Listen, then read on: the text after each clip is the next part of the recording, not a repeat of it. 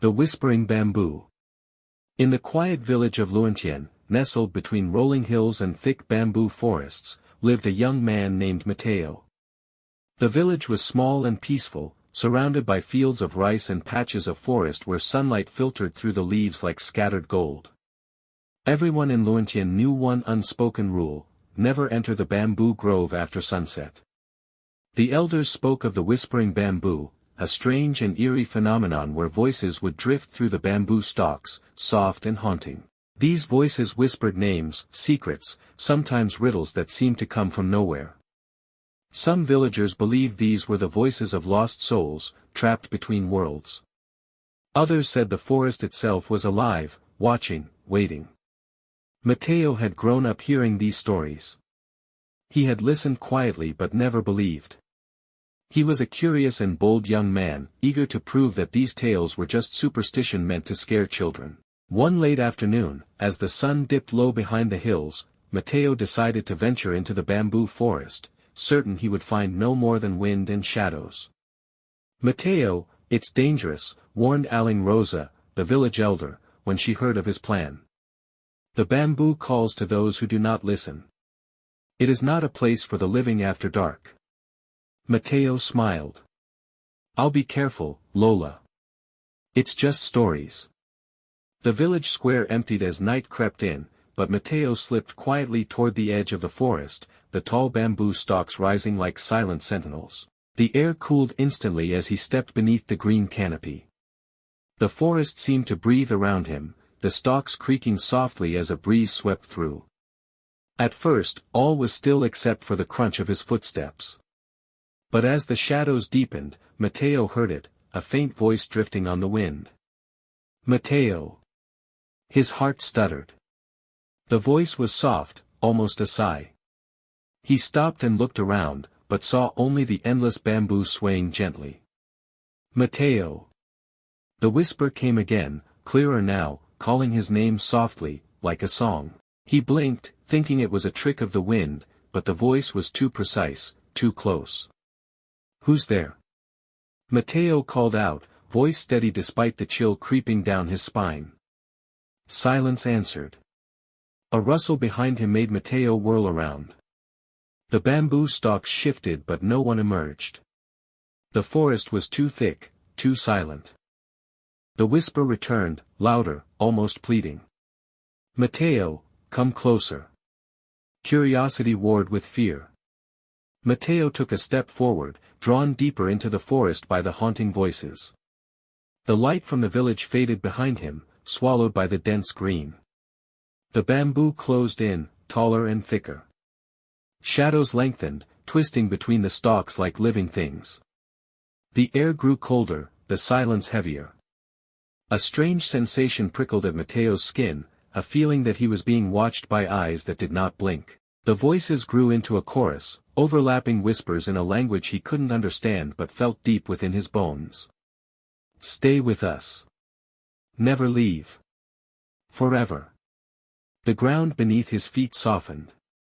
Mateo looked down and saw the earth wasn't earth at all but a tangled mass of roots weaving strange symbols across the forest floor.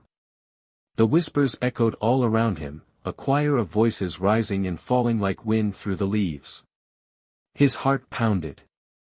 Panic surged as the voices grew louder, more urgent. He tried to run but the bamboo seemed to close around him, narrowing the path, trapping him in a maze of stalks and shadows. "Mateo, do not leave."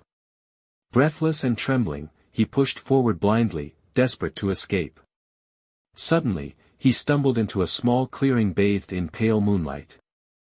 At its center stood a massive bamboo stalk, twisted and blackened as if scorched by fire. Around it lay scattered bones, small, brittle fragments of animals and something else, something human. The air here was thick with the scent of smoke and earth.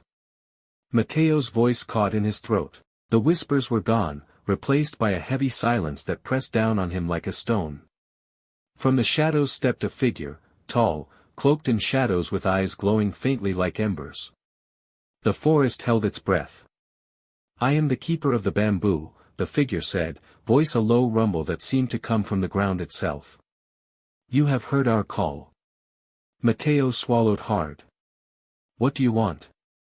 To be remembered, the figure replied. To hold those who stray and listen. The bamboo is alive with memory, of those who lost their way, and those who never returned. Mateo's mind raced. Why call me? Because your name carries the weight of the living and the dead. Because you are the one who can choose to listen or to leave. The figure moved closer, and the moonlight revealed a face both beautiful and terrible, half human, half something older than the forest itself. Mateo felt a pull, as if the earth beneath him was reaching out. He wanted to run but his feet were rooted. Will you stay, Mateo? The keeper asked. Will you join the chorus of the whispering bamboo? Fear and awe warred within him. He thought of the village, the sunlit fields, the life waiting beyond the trees. Then he thought of the voices, the lost souls trapped between worlds, forever calling. With a trembling voice, he said, I will listen. But I will not stay. The keeper smiled sadly. Then you must carry our story, so others do not wander as you have. With that, the figure vanished into the shadows. The forest exhaled, the bamboo swayed gently once more, and the path back to the village opened. Mateo ran, never looking back until the village lights embraced him like a warm hug. He was safe, but forever changed. Now, on quiet nights when the wind is just right, the villagers say you can still hear the whispers drifting through the bamboo, softly calling names, searching for those who will listen and remember the forgotten voices of the forest.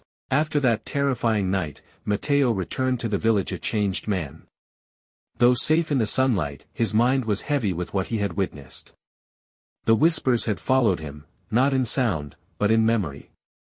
At times, when the wind stirred the bamboo leaves just right, he could almost hear them again, faint and distant. The villagers noticed the change. Mateo, once lively and bold, had become quiet and thoughtful. He rarely spoke of what he'd seen, but sometimes he would stare at the forest's edge as if it were calling him once more. One evening, Aling Rosa approached him by the village well. Her eyes were kind but filled with ancient sorrow. You did well to return, she said softly. But the forest does not forget, and neither do its keepers. Mateo nodded slowly. I heard the keeper's voice. I want to understand what it means to listen. Aling Rosa sighed. The bamboo remembers everything, the lives it has touched, the secrets it has kept. Long ago, our ancestors made a pact with the forest. In return for its protection, they promised to honor the lost and never let their voices be silenced. Mateo listened carefully. And what happens if the voices are ignored? They grow restless. The forest calls louder, seeking those who will hear. Over the following weeks, Mateo sought out others in the village who had stories, old folk who remembered strange happenings, children who spoke of shadows, even hunters who avoided the bamboo at night. Each tale added a piece to the puzzle. Together, they formed a small circle of listeners, a new pact born from the old. They learned to recognize the signs, the way the bamboo bent in unnatural ways, the pattern of whispers carried by the wind, the symbols etched in roots and soil. One night, under a full moon, the circle gathered at the forest's edge. Mateo led a ritual of respect and remembrance. They lit candles and offered small gifts, flowers, woven cloth, and sweet rice cakes, hoping to honor the spirits trapped between worlds. As they sang ancient songs, the bamboo swayed gently, and the whispers returned, softer now, almost like a lullaby. Mateo felt a calm settle over the clearing, a fragile peace. But peace in the forest is never permanent. Weeks later, a child disappeared near the bamboo grove. The village was thrown into panic. The whispers grew frantic, echoing through the night with urgency. Mateo and the circle knew what they had to do. They ventured deeper than ever before, following the voices that led them through twisting paths and hidden clearings. At the heart of the forest, they found a hollow surrounded by glowing bamboo stalks, pulsing with an otherworldly light. The child sat inside, unharmed but mesmerized by the glowing stalks. The keeper of the bamboo appeared once again, its eyes like burning coals. The child is safe, it said. But the forest needs guardians who will always listen, who will guide those who stray. Mateo stepped forward. I will be one of those guardians. The keeper nodded, extending a hand that shimmered like flame. Then you and your circle will carry the whispers. Remember, the forest's voices are never to be ignored. From that day, Mateo and the listeners became the village's protectors, not just of the land, but of its stories, its spirits, and its secrets. And the whispering bamboo continued to sway, forever alive with voices, waiting for those who would listen, and those who would answer the call.